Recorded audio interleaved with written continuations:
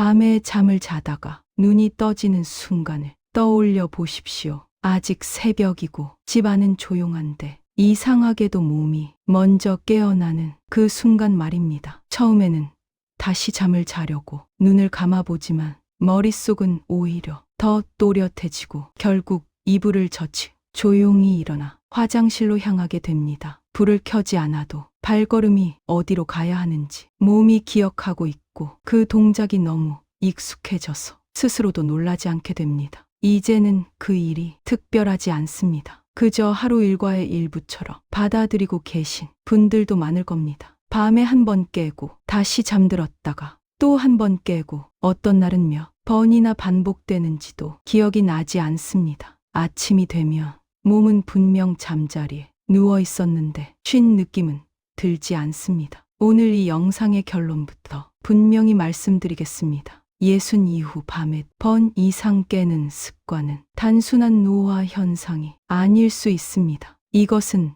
방광 하나의 문제가 아니라 몸 전체의 조절 능력이 뒤틀어졌다는 신호이며 특히 심장과 뇌가 먼저 보내는 경고의 가능성이 큽니다. 이 말을 듣고 마음이 불편해지셨다면 그 반응은 아주 정상입니다. 우리는 오랫동안 밤에 깨는 일을 자연스러운 노화의 일부로 배워왔기 때문입니다. 부모도 그랬고 주변 사람들도 다 그렇게 살고 있으며 병원에서도 크게 문제 삼지 않는 경우가 많았습니다. 하지만 실제로 어르신들의 삶을 가까이에서 지켜보면 밤에 깨는 문제는 단순한 불편에서 끝나지 않는 경우가 훨씬 많습니다. 이 문제는 서서히 낮에 컨디션을 무너뜨리고 집중력을 떨어뜨리며 감정의 균형을 깨고 결국에는 삶의 안전과 직결된 문제로 이어집니다. 70대 초반의 한 어르신 이야기를 들려드리겠습니다. 낮에는 비교적 활기차게 지내셨던 분입니다. 아침에 일어나 간단히 몸을 풀고 집 근처를 산책하셨으며 식사도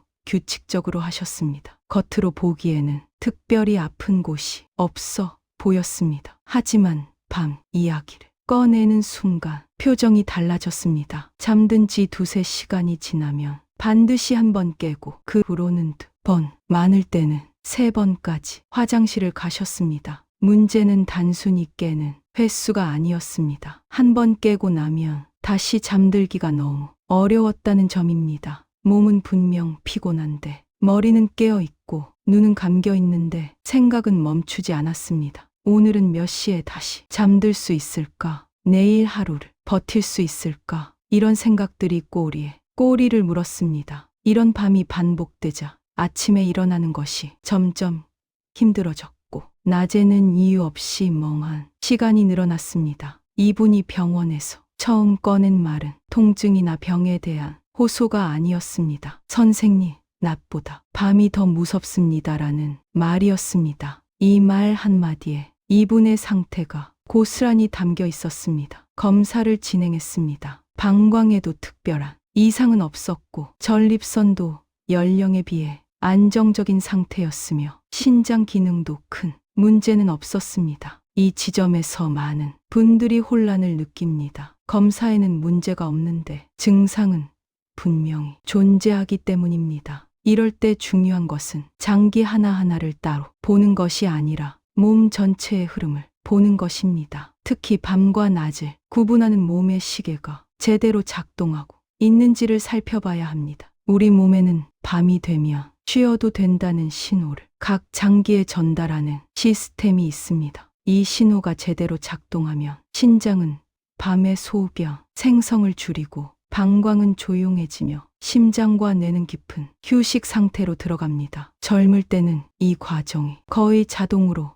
이루어집니다. 하지만 나이가 들수록 이 신호는 점점 약해집니다. 낮과 밤의 경계가 흐려지고 몸은 언제 긴장해야 하고 언제 풀어야 하는지 헷갈리기 시작합니다. 그 결과 신장은 밤에도 낮처럼 소변을 만들고 방광은 조금만 차도 뇌에 긴급 신호를 보냅니다. 그래서 물을 많이 마시지 않았는데도 밤중에 눈이 떠집니다. 그리고 그 신호는 실제 소변의 양과는 상관이 없는 경우가 많습니다. 화장실에 다녀와 보면 양이 많지 않은데도 강한 유의를 느꼈던 경험 분명 있으실 겁니다. 이 상태가 반복되면 몸은 밤을 더 이상 회복의 시간으로 인식하지 못합니다. 심장은 깊이 쉬지 못한 채 계속 긴장 상태를 유지하게 되고 뇌 역시 충분한 정리 시간을 갖지 못합니다. 이렇게 쌓인 피로는 낮에 졸림, 기억력 저하, 판단력 저하로 이어집니다. 그리고 반드시 짚고 넘어가야 또 하나의 문제가 있습니다. 바로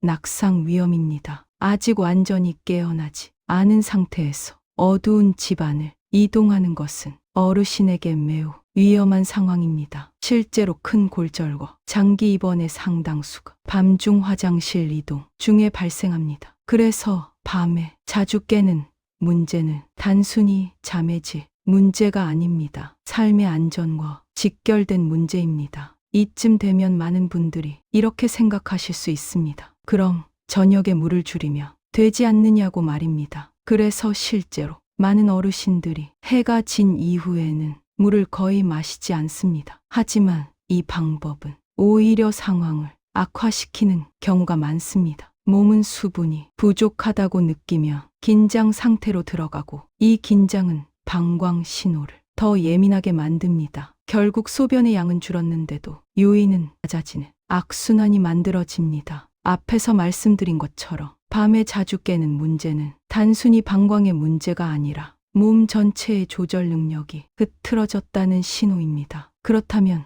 이 흐트러진 리듬을 어떻게 다시 잡아야 할까요? 많은 분들이 약부터 떠올리지만 실제로 밤이 편안해진 분들의 이야기를 들어보면 공통점은 전혀 다른 곳에 있었습니다. 약을 바꾼 것도 아니었고 새로운 검사를 받은 것도 아니었습니다. 대부분은 잠들기 전의 시간을 다르게 쓰기 시작했을 뿐이었습니다. 이 차이는 아주 작아 보이지만 밤 전체를 완전히 바꾸는 힘을 가지고 있었습니다. 한 여성 어르신의 이야기를 들려드리겠습니다. 이분은 70대 중반이셨고 밤마다 2번 이상 화장실을 다니는 것이 일상이었습니다. 약도 여러 가지를 시도해 보았지만 큰 변화는 없었습니다. 그러다 어느 날부터 잠들기 전 습관을 조금씩 바꾸기 시작했습니다. 잠들기 직전까지 텔레비전을 보던 습관을 줄였고 침대에 눕기 전에는 집 안에 불을 하나씩 줄이며 몸을 천천히 쉬게 했습니다. 그리고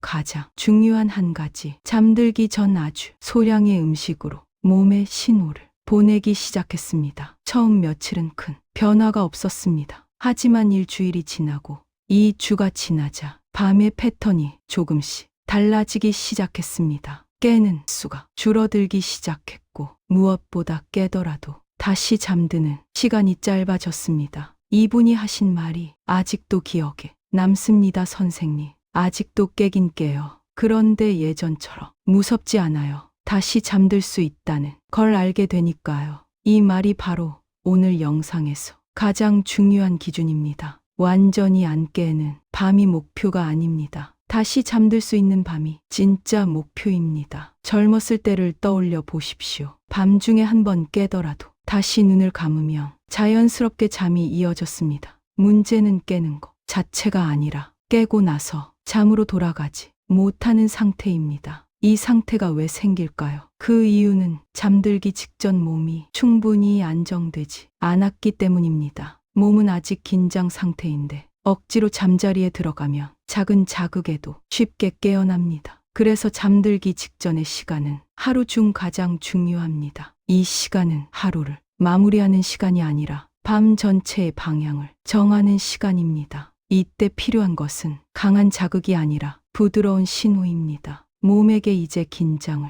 풀어도 된다는 메시지를 반복해서 전달해야 합니다. 이 역할을 도와주는 것이 바로 잠들기 전의 소량 섭취입니다. 여기서 중요한 점은 배를 채우는 것이 아니라 몸의 긴장을 풀어주는데 목적이 있다는 것입니다. 공복 상태가 너무 길어지면 몸은 불안정해집니다. 혈당이 흔들리고 그 신호는 신경계를 자극해 각성을 유도합니다. 이 각성 상태는 방광 신호를 더 예민하게 만들고 밤중 각성을 반복하게 합니다. 그래서 잠들기 전 아주 소량의 음식은 몸에게 안정 신호를 보냅니다. 이제 에너지가 충분하니 긴장하지 않아도 된다는 메시지입니다. 여기서 강조하고 싶은 점은 과하지 않아야 한다는 것입니다. 많이 먹으면 오히려 소화 과정이 몸을 깨웁니다. 그래서 한 스푼, 반 개, 몇 알 정도가 기준이 됩니다. 이 습관을 실천할 때 반드시 함께 지켜야 할